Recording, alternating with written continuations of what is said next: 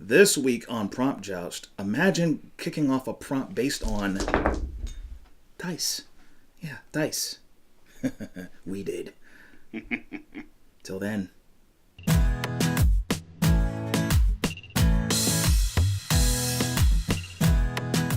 Hi, I'm Marcus V. Calvert. Welcome to Prompt Joust. I'm Weston Kincade. Good to see you. We're going to go ahead and get started today with a coin flip. Care to call it? Heads. You won. Who goes first? You.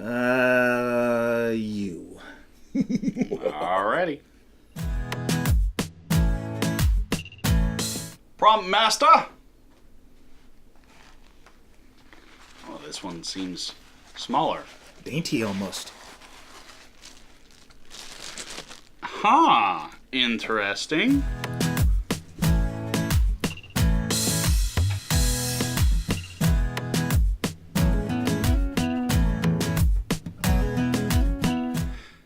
Janet wasn't sure whether she'd won or not. You know, it was a D&D game she'd been playing, and she rolled a 12.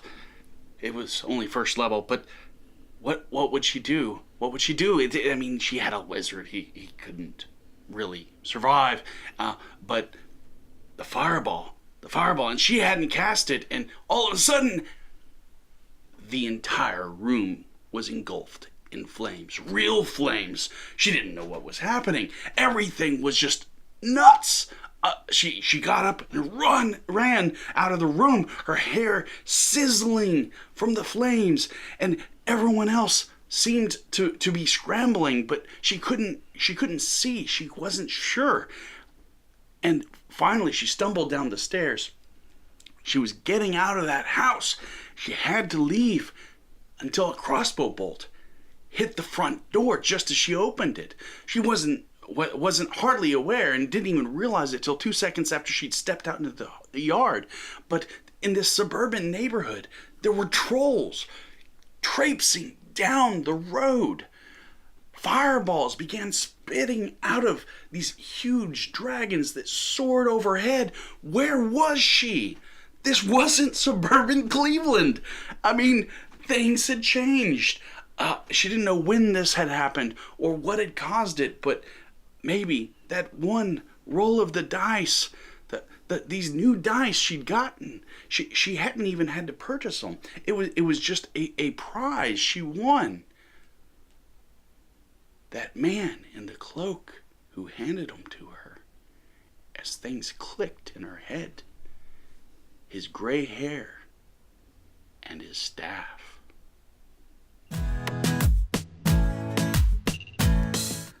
That was like you took a blow to the head and decided to tell a prompt. I'm going to roll all over you, man.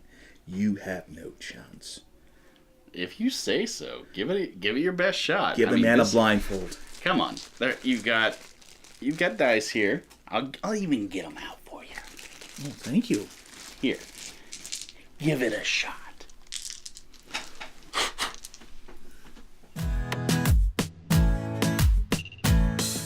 Well, it's like this. I am a guardian angel.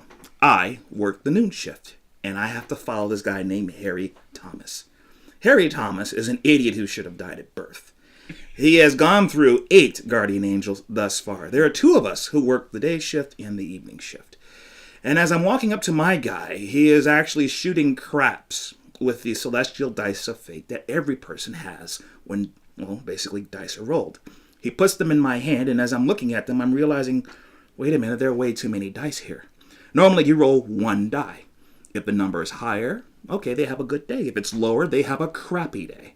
This guy is sitting on 2, 4, 6, 7 individual dice of different subtypes, and I'm looking at my counterpart, and he just shrugs and goes, "You'll understand."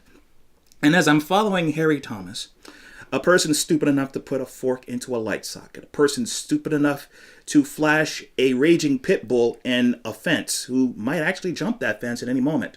The type of person who, as I followed him throughout the day, likes to drive his car to raging amounts of death metal backwards.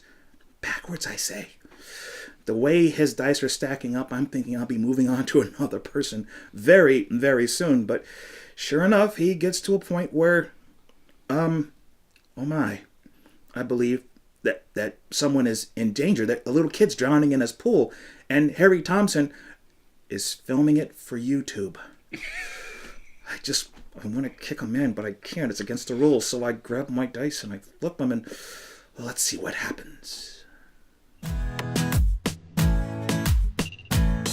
Well, that is it for today. I am Marcus V. Calvert, a science fiction author. You, sir? Weston Kincade, horror and mystery. If you like paranormal suspense, my books are right up your alley. So thanks for joining us. If you'd enjoyed today's episode and you'd like to hear more, please like, subscribe, and click the bell. Also, you can find us on Patreon at StoryMedics. Feel free to throw money at us into our Pepsi sponsorships or anybody else come through. And on behalf of the House of StoryMedics, we thank you for watching, and until next time, take care. Ta-ta.